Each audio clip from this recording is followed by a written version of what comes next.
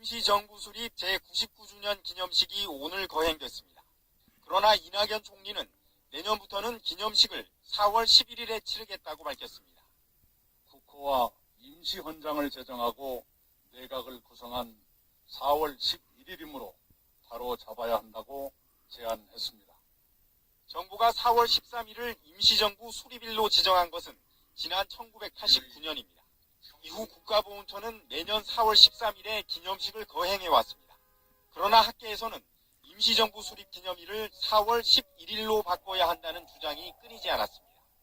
임시헌장이 발표되고 국무원 선임이 이루어진 날이 1919년 4월 11일이라는 점 때문입니다.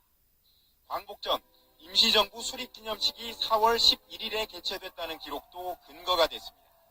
보훈처는 임시정부 수립 100주년을 앞두고 지난해 말 정책연구를 한 결과 4월 13일을 정부 수립일로 보는 것은 근거가 부족하고 4월 11일로 보는 게 타당하다고 결론을 내렸습니다. 정부는 임시정부 수립 기념일을 수정하는 내용의 대통령령 개정 작업에 착수할 예정입니다. 이에 따라 내년 계획 중인 임시정부 수립 제100주년 기념식은 4월 11일에 열리게 됐습니다. KBS 뉴스 우한울입니다.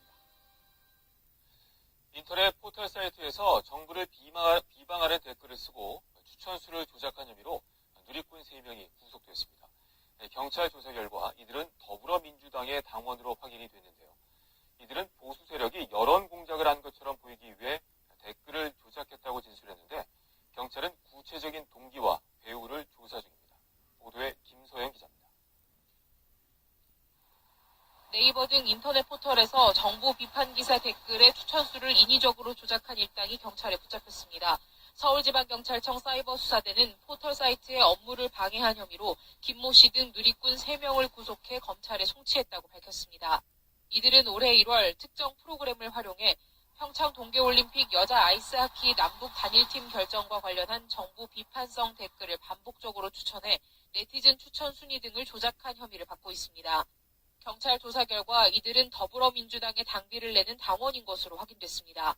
경찰은 이들이 진보 성향의 한 포털 사이트 카페에서 만났으며 보수 세력이 여론 공작을 한 것처럼 보이기 위해 댓글을 조작했다는 취지로 진술했다고 설명했습니다. 경찰은 구체적인 범행 동기와 배후 등을 규명하기 위해 추가로 수사를 진행하고 있습니다. 앞서 지난 1월 더불어민주당은 네이버 댓글 조작 정황과 관련해 서울지방경찰청에 고발했습니다. 조작 가능성이 없다던 네이버 측도 업무 방해를 당했다며 경찰에 이 사건을 고소했고 서울지방경찰청 사이버수사대는 지난 2월 7일부터 수사를 진행해왔습니다. KBS 뉴스 김소영입니다. 어제 새벽 전남 신안군 앞바다에서 우리 어선과 화물선의 충돌 사고로 3명이 사망하고 3명이 실종되는데요. 당시 인근 관제센터와 사고 선박 간의 교신이 제대로 이루어지지 않은 것으로 드러났습니다. 해경은 화물선 선장을 긴급 체포하고 사고 원인에 대한 조사를 벌이고 있습니다. 최정민 기자가 취재했습니다.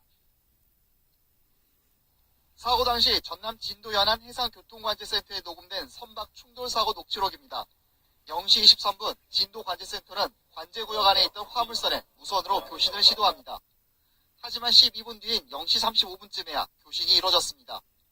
앞에 어선 연응호가 있으니 즉시 방향을 바꾸라고 화물선에 6차례나 지시했습니다. 하지만 이렇다 할 답변이 없었습니다. 진도 지역을 지난 줄 알고 16분 체내를 돌려놨기 때문에 VTX에서 했는 것을 내가 응답을 못했던 모양이에요. 결국 7분가량이 더 지난 0시 42분 어선하고 충돌했다는 화물선의 답변이 돌아왔습니다. 목포해경은 곧바로 경비함정을 출동시켰지만 연응호는 이미 뒤집힌 뒤였습니다. 해경은 화물선 선장 64살 김모 씨를 업무상 과실치사 혐의 등으로 긴급 체포했습니다. 제가 조사를 했는데 네이버 작업이만 있었고 그 물체 자체가 움직이지 않았기 때문에 제가 식별을 못했거든요.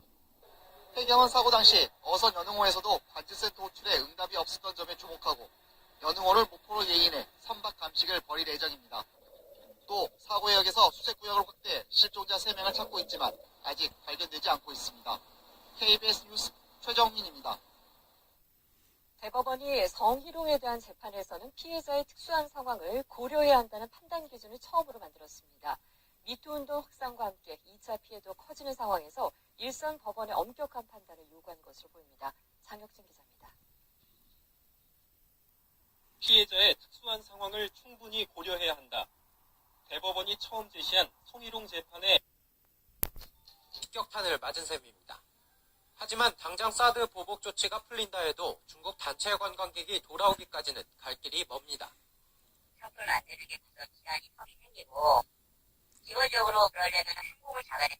항공에 있는 편을 줄여야 되는데, 그게 최소 6개월. 중국 정부가 단체 관광 비자를 허용하고 여행업체들이 당장 관광 상품을 마련해 판매에 들어간다 하더라도 그동안 끊겨버린 전세기편과 배편을 복원하는데 상당한 시일이 걸린다는 겁니다. 여기에 사드 배치로 중국 내에 퍼져 있는